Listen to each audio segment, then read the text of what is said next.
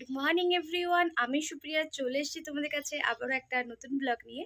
নিশ্চয়ই তোমরা আজকে টাইটেল এবং থাম্বনেল দেখে বুঝতে পেরে গেছো। তো আজকে যাচ্ছি আমার শোরুমের পুজোতে। আজকে যেহেতু বিশ্বকর্মা পুজো, তো আজকে যাচ্ছি বিশ্বকর্মা পুজোতে, যেহেতু আজকে শোরুমে পুজো আছে ওই জন্য যাচ্ছি। আর তোমাদের সবাইকে শুভ বিশ্বকর্মা পুজোর প্রীতি এবং আন্তরিক শুভেচ্ছা। তো ঝটাঝট রেডি হবো, কেননা সবাইকে টাইম দিয়ে দিয়েছে, 7:30টার মধ্যে কিন্তু যেতে হবে। তো ঝটাঝট আমি রেডি হবো, চলো রেডি হয়ে একেবারে তোমাদের সাথে দেখা হচ্ছে।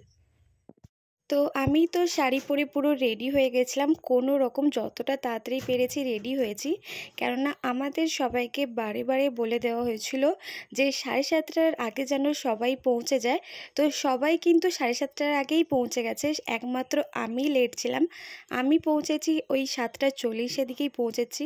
কি করব, ঘুম ভাঙেনি, সেই জন্য একটু দেরি হয়ে গেছে। আর আমি যখন যাচ্ছিলাম তখন দেখলাম অনেক জায়গায় কিন্তু ঠাকুরের প্যান্ডেল হয়েছে। আমি একদম ভোর ভোর কিন্তু টোটো ধরে গেছিলাম, আর এখানে এতটা জোরে মাইক বাজছিল সেই জন্য কিন্তু আমি কোনো ভয়েস কিন্তু আমি এখানে অ্যাড করলাম না। তো এখানেও দেখলাম একটা ছোটোখাটো প্যান্ডেল হয়েছে।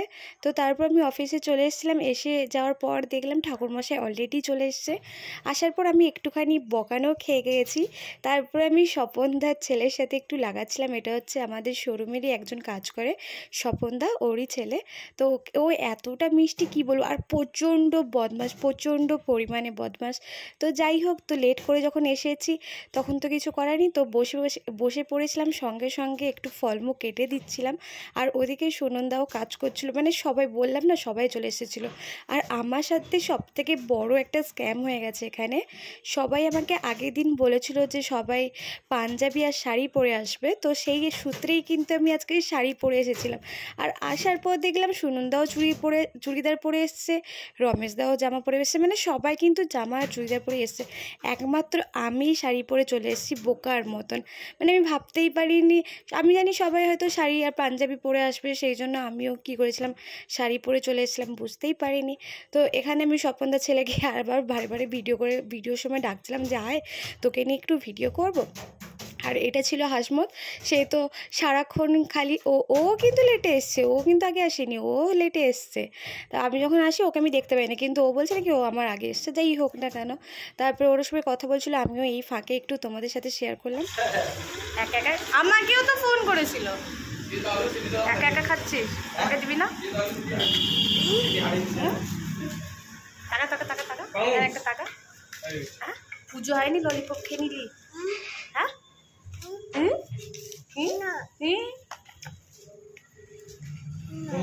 নমো কর, নমো নমো। আর ঠাকুর মশাই কিন্তু রমেশদা যন্ত্রপাতিতে একটুখানি সিঁদুরের টিকা লাগিয়ে দিচ্ছিল। আর আমি কাজ কম করেছি, ভিডিও বেশি করেছি ওখানে গিয়ে।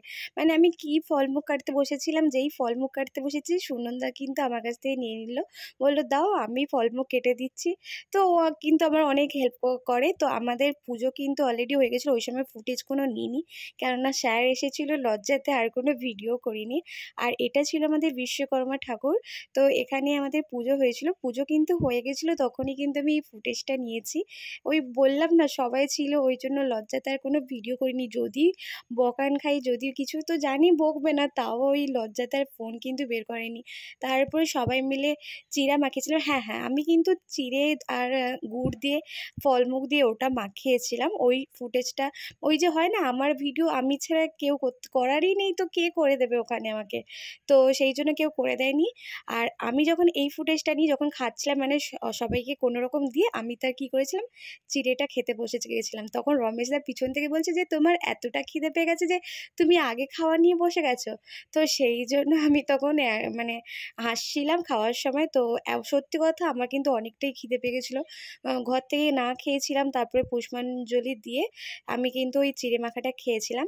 আর আমার সাথে না সবসময় এরকম হয়, সিঁদুর পরলেই এমনি চারিদিকে পুরো ঘেঁটে যায়, কিন্তু আমার খুব ভালো লাগে ঠাকুরের যখন সিঁদুর লাগিয়ে দেয়, মানে মুখটায় না আলাদা রকম একটু হয়ে যায়। সেই জন্য আমি কিন্তু সিঁদুরটা ঘাঁটছিলাম না, কেননা আজকে আমাদের এখান থেকে নিউজ আসার কথা আছে, শোরুমে নিউজ আসবে শুনেছিলাম। তো আমি বললাম যে ঠিক আছে সিঁদুরটা থাকুক, আমি ঘাঁটবো না, এমনি তো ভালোই লাগছে শাড়ির সাথে সিঁদুরের টিকাটা ভালোই লাগছে, সেই জন্য আমি রেখে দিয়েছিলাম। তারপরে সুনন্দার সাথে একটু বকর বকর করছিলাম যে কত তাড়াতাড়ি বাড়ি যাব। তো দুজনে মিলে প্ল্যান করেছিলাম একটু ঘুরতে যাব, কিন্তু ওটা হয়নি একেবারে।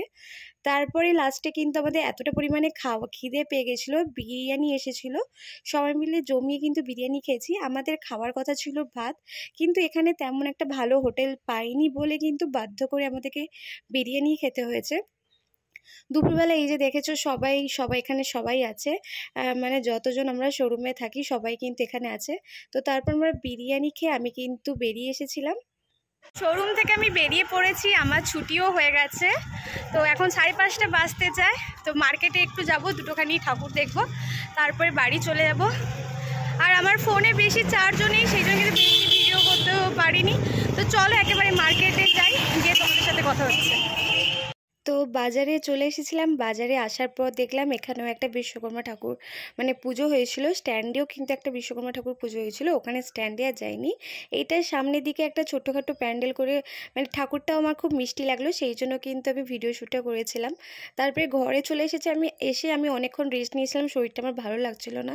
তো জেঠিমারা সবাই মিলে বেরিয়েছিলাম লোকের বাড়িতে প্রসাদ খেতে। ডাকেনি, চলে যাচ্ছে প্রসাদ খেতে, কি লজ্জা নেই রে দিদা, লোকের বাড়িতে ডাকেনি চলে যাচ্ছ তো। দিদাকে আর কেউ পাতা গিয়ে, বাবা কি অন্ধকার রাস্তা, কিচ্ছু হবে না, না অত সব কে মানছে। চল চল, আমিও তোদের পিছন পিছন যাচ্ছি, চল।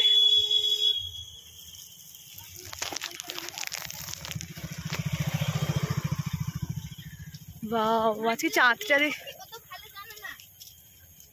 তো পাড়াতে একজনের বাড়িতে সন্ধেবেলা ডাকছিল, ওখান থেকে প্রসাদ নিয়েছিলাম। আর একটা আগের ফুটেজ দেখলে না, যে আমি বলছিলাম জেঠিমাকে যে ডাকিনি চলে গেলে, হ্যাঁ হ্যাঁ, তো একটা জায়গায় গেছিলাম, ওখানে ডাকাই হয়নি আমাদেরকে, চলে গিয়ে ওখান থেকেও প্রসাদ নিয়েছিলাম।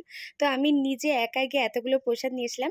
যাই হোক, আজকে ভিডিওটা যদি তোমাদের ভালো লাগে লাইক কমেন্ট শেয়ার সাবস্ক্রাইব করে দিও, টাটা।